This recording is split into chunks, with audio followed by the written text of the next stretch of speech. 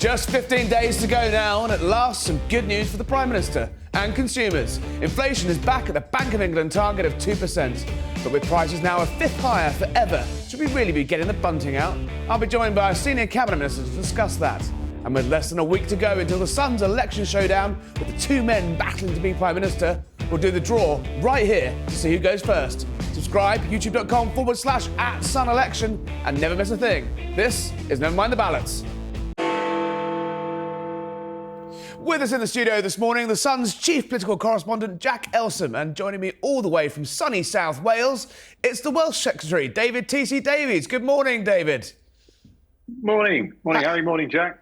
How's it looking out there? Is it bleak? Lots of our guests who've come on from various parts of the country with a blue rosette on aren't particularly happy at the moment. Oh, it could be better, to be honest with you. Obviously, a lot of people out there are very unhappy at the moment. I think not just with the Conservative government, actually, but with the Welsh government, with politicians in general, if I'm honest about it. So there's certainly a lot of apathy and a bit of distrust.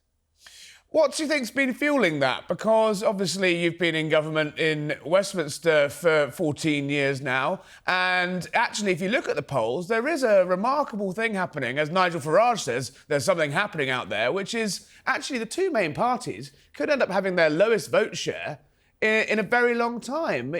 What is putting people off?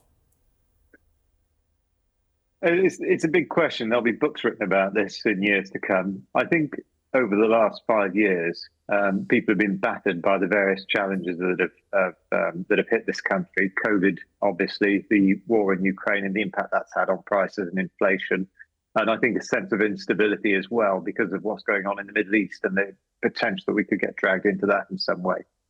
So I think people are really quite concerned at the moment and not at all happy. There's no great optimism out there. And I feel for everyone, and I think we're going to get it in the neck, all of us, as a result of that. So I don't say Nigel's right about everything, but that is a possibility. Yes, there's certainly a lot of disgruntlement in Wales. Obviously, we've had a Welsh government for 25 years, and people are not happy with the things that they've done either. So I really don't know exactly what is going to happen, where people are going to go. Because I've spoken to loads of people who said, "We don't like what you've done. Not going to vote for Welsh Labour either," and then saying, "I don't know what I'm going to do." And I think that's genuine. It's not people being polite because they're not over. People just genuinely don't know where to go. So I'm being honest with you now. I think this election can be surprising. It's surprising though, but the polls would have to be incredibly wrong not to see Keir Starmer walking up Downing Street on the 5th of July. So what is it that why is he be able to capitalise on this where your party hasn't? Well, I agree with you, but I'm not sure he's capital. Well, because I don't know what the situation is in England. I mean, people may have a very different view towards Labour in England, but in Wales, people are not overly, enthused by Labour in Wales. We've had them for too long. We know what's going to happen. We've already, most of our public services, things we use day to day, have been run by the Labour government for 25 years. So I agree with you. If the polls are even half right, then yes. I mean, I can't argue with that. Keir Starmer will walk into Downing Street, but I don't know whether it's going to be, with any great levels of enthusiasm, or whether a lot of people will just be almost saying the least worst option for many. And I'm sorry about that, because we've got to do more to get our message across. I believe passionately that, and I've been a minister for the last 5 years, so I take my full share of responsibility for everything that's happened. I know we've made mistakes. I could write a book about that. What would the title of the book be? The benefit of hindsight or something. I don't know. I mean, some of the things that went on during COVID, with hindsight, we could have done a bit differently. I think I'd rather wait for the report, the inquiry to release their findings before I start weighing in on that. But I was a whipple through that. So I sat in the back of the room while a lot of decisions were made, even though I wasn't really making them. I was there. And I know how they came about. And I thought at the time there were one or two things I might have done differently. But I think we were up against something that we'd never faced before. So it's not surprising. And I hope actually that the inquiry will look at things in a way that you get in a big business when something's gone wrong. Not in terms of, right, let's single out a few ministers and hang them out to dry for this. Let's actually try and think about learning from the experience, so that next time, instead of people trying to cover up and move on, that we actually get better decision making in the future. Are you talking more broadly about the policy of lockdown, the decision to put a lot of this stuff through on the nod in Parliament, and the sort of, abolition really of normal sort of lawmaking processes, or is it what would you do? What would you have done differently? Well, as a simple example, I think we could have prepared the schools better. I think we could have potentially foreseen the closure of schools and laid on learning through IT much earlier on. I think we could have planned for that better. I think we could have actually not locked down schools in the same way as we did other businesses. I think we didn't know what the death rate was going to be. It was lower than we expected, but at times I was on meetings where people were preparing for 500,000 deaths. So some of this is hindsight. I think there was an issue around communication because I think we gave people the impression, correct me if I'm wrong, Harry, that if they stayed at home, they might be able to avoid getting the disease. I think that's the impression people had. But of course, what we were trying to do was simply we assumed that everyone was going to get COVID at some point, but we were trying to make sure that not everyone got COVID at the same time. So we had a lot of people with a real sense of fear, not wanting to come out of their houses because they thought the moment I come out, I'm going to get sick. I could die from this. But what we should have perhaps been saying, maybe, I mean, this is, if it's anyone's fault, the government, I was a minister, we have to take responsibility. We didn't want everyone coming out at the same time because we didn't want everyone getting COVID in sort of March, April and May of 2020. But we also accepted that they were going to get COVID at some point. And we didn't know that the vaccine was going to work. We didn't know we were even going to get a vaccine. Yeah. I know there was a lot going on, but nobody was sure it was going to work. So there are a lot of things we could have done very differently. By the way, I'm not saying that all of this is contributing to the feeling on the doorstep now, but I think there's a sense some of it is. And some of what went on as well in Downing Street, as far as Partygate, that's still raw with people, and I get that. I mean, my father died in the middle of COVID, so I was affected in the way that. But millions of other people face the same situation. But is it still a live issue in this election? Are you getting blowback from it when you're knocking on doors? A little bit. Not too much, but a little bit. Definitely a bit. I mean, I'd say it's faded into the background of many other things now, but I understand that. So one of the first things I did when I took over in the Wales office, I could understand people's anger about the perception of partying. So I just said there's going to be no alcohol in the Welsh office. I gave everyone 48 hours. I said, we'll have it all out of me. I don't care what happens to it. That must have been quite a 48-hour... that must have been quite a 48 hours. I don't know. I mean, I'm not really a massive drinker, to be honest. I'm more of a, more in my fitness. But I said, I have to set an example here because people are concerned about that perception, rightly or wrongly, that politicians are always off having a drink. I will set an example. Yeah. I will not have any alcohol at all at any official function that I attend. At all. And I would not expect any of the civil servants with me to do so either. And that's what we've done. So I sometimes think you've got to make that kind of a statement to reassure people that you're trying to change things.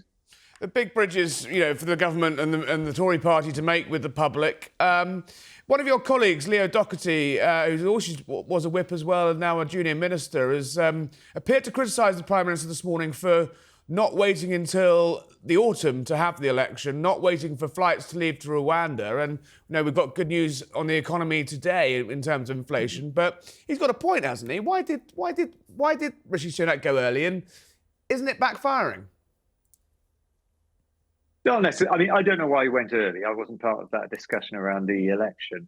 I'm going to share with you something quite personal.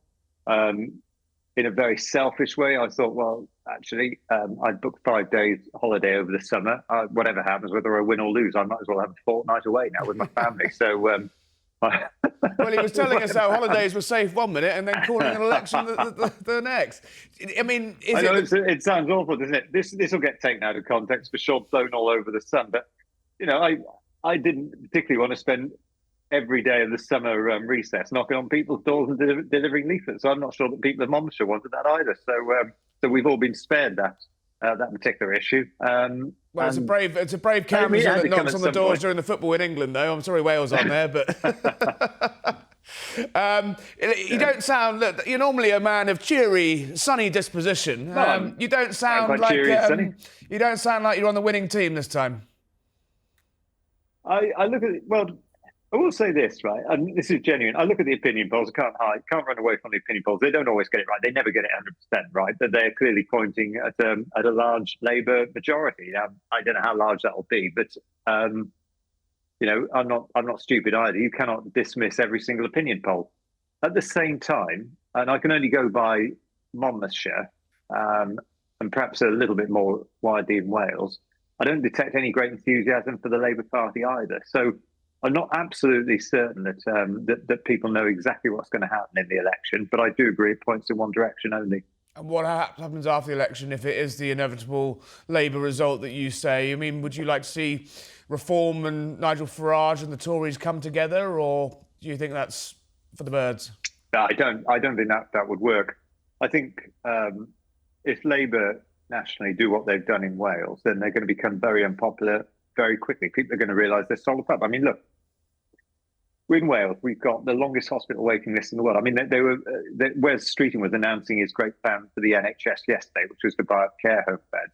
They've had 25 years. They could have done all of that in Wales if they had a great plan for saving the NHS. If they got the money, they're getting 20% more to spend on the health service than is spent in England per head of population.